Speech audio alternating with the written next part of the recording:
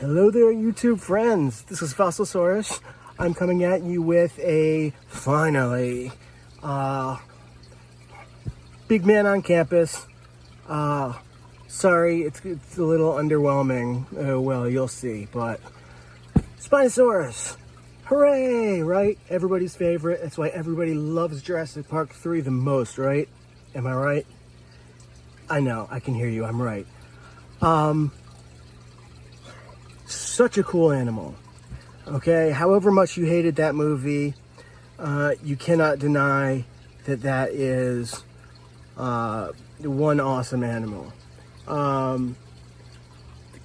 Craziest thing about it is how little we know about it. We seem to know a lot about it, and we always seem to know a lot about it.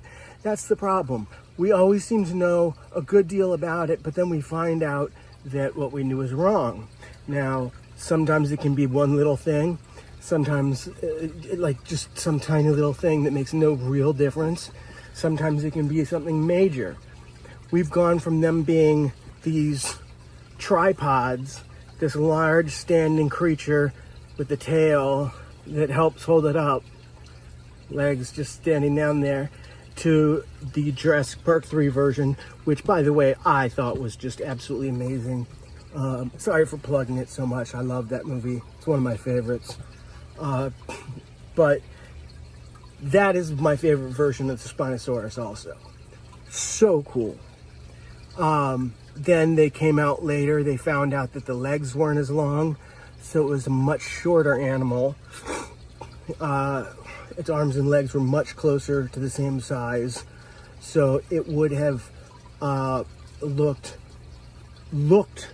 much more quadrupedal. Then it came out, studies saying that it was quadrupedal, and it walked on its hands. Some people, I guess, thought it just walked normally on its hands, but a common thought was that it kind of gorilla walked on its hands, and like walked on the back of its hands like that. That was thankfully quickly dispelled. It is a very cool look for it. I have to admit, there's one picture right here that I just find very fascinating and very cool, but I'm glad that is not what the actual animal is. Since then, we have found or accepted that its legs are longer than that, so it's not quite as quadrupedal. It's still nothing like the Jurassic Park 3 dinosaur. It's not an upright dinosaur like the T-Rex. Definitely not like that still. But it's nothing like the crocodilian looking, almost amphibian looking animal. Speaking of amphibian though, we did just go back, as if I had something to do with it. Paleontologists, the miracle workers, went back to a site where there was one found and amazingly found more remains of the same dinosaur, the same individual, and found spines for the tail. So Spinosaurus, it didn't just have this awesome spine on its back, but its entire tail was a spine too. There was a little divot apparently, so it wasn't just like a big spine that went to the tail. There was apparently a big spine, and then it had a divot, and then came back up into a sail for the tail, which definitely has a different look to it. Makes it look like it has a tadpole or pollywog tail or something, which is pretty cool. Now, every one of these differences is not just skin deep. I'm not going to go into all the differences and what they all mean, because there's just too much. But every single difference changed everything about the dinosaur. Not just, oh, okay, well, now it walked like this. No, they would do things like change the center of gravity, the flotation, the density of the bones, how well it could swim.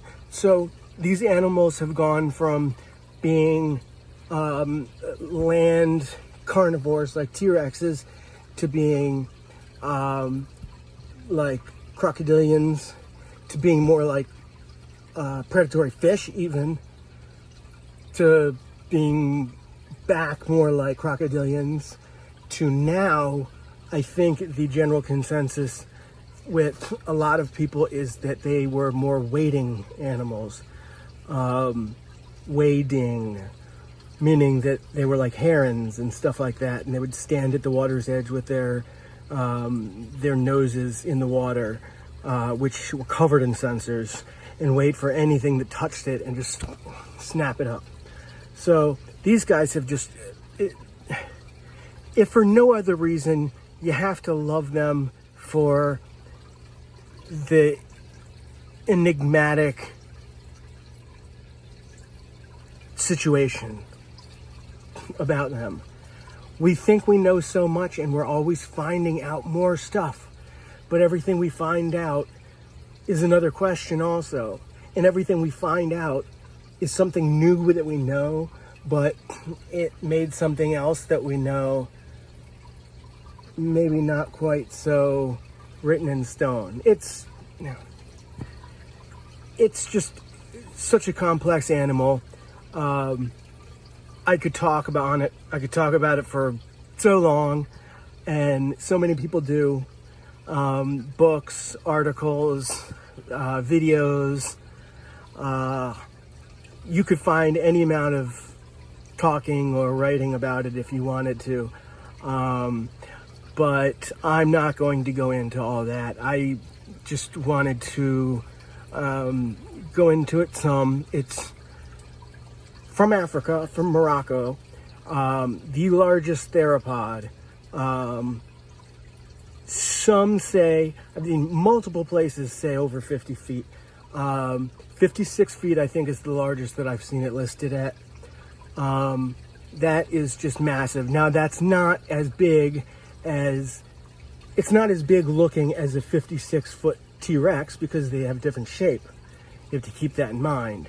So, 56-foot Spinosaur going against a 56-foot T-Rex is not going to be this equal fair fight because they're not the same type of animal at all. We know that now. So, but they would wade by the water's edge. We don't know now if they were actually capable of chasing prey underwater. That's just something that it's just completely out. We don't know. So we know that they had to use stealth, and it wasn't hard for them. And even if they could chase animals down, they still probably use stealth a lot of the time. Now, such cool animals, so little known about them. I have had the opportunity to get so many different pieces from a seller who, when times are going great, you don't imagine that they're going to stop. And this guy was putting out piece after piece after piece after piece, and they were all so awesome and so expensive, more than I can afford. But if I wanted to, I could have just gone for it and said, screw it, and sold some stuff or done whatever. And so I didn't, and I let them all pass. And I did get the impression that the well was running dry. So I did get my piece. Now, it's not the most impressive piece. It's not a premaxilla nose or 6 inches of jaw or 3-foot section of its hip bone like I almost got. Nothing like that.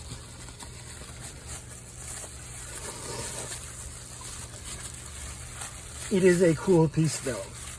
Now, it's not something that you would recognize unless you were a fossil collector and specifically knew about Spinosaurus. This, which I have had ID'd, is a Spinosaurus quadrate. Now, the quadrate bone It might not seem like anything amazing. Let me pull this down a little bit more, get you guys a better look. This was part of the skull, in the back of the skull, in the jaw, right where the jaws connect. In fact, to give you an idea, I believe all other animals still have quadrate bones except mammals.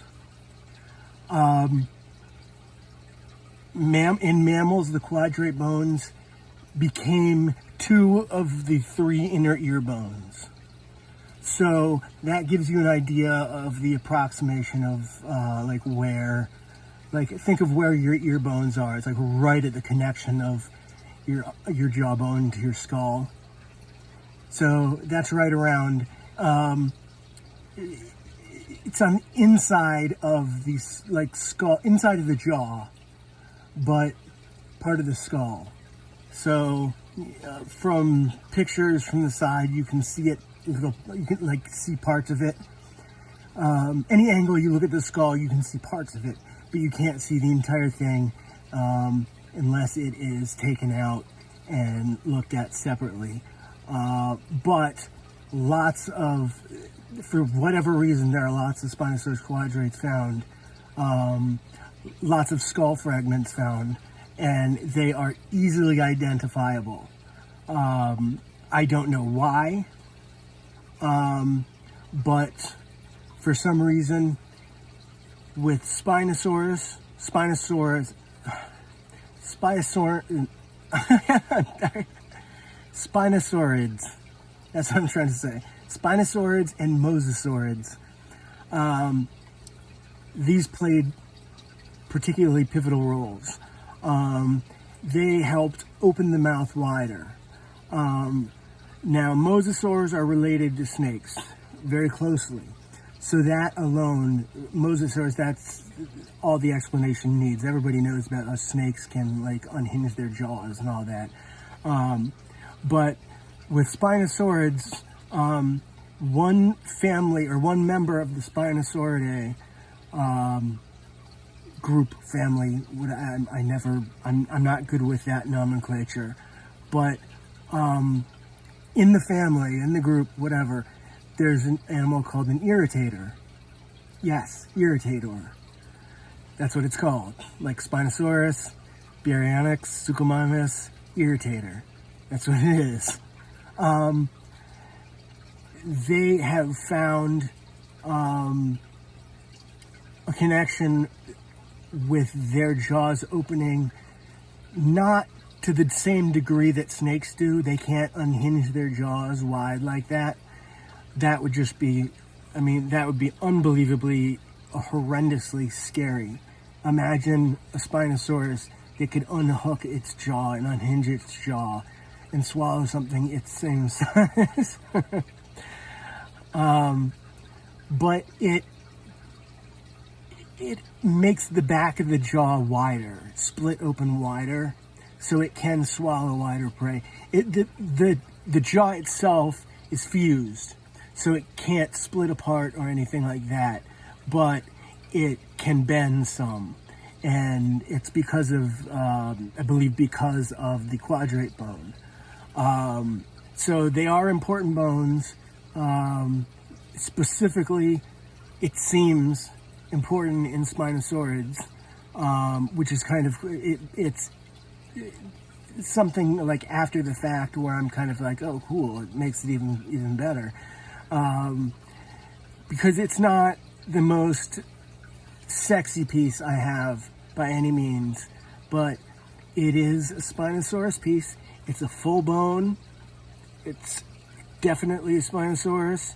It's very cool. I don't know how I'm going to display it. Like I said, it's not like some sexy eye-catching piece, but it is very cool. And I'm hoping maybe by the time I'm putting things together, I'll have a couple other Spinosaurus pieces to put with them. Maybe a massive tooth or something also. I'm holding I do have a little tooth, but I'm holding out to get one of those big dagger-sized ones, also like foot-long teeth. And I'm always hoping to find something else. So you never know what comes along. You got to keep your eyes out. And just if you get lucky, you get lucky. Thank you all for watching the video. I really appreciate it.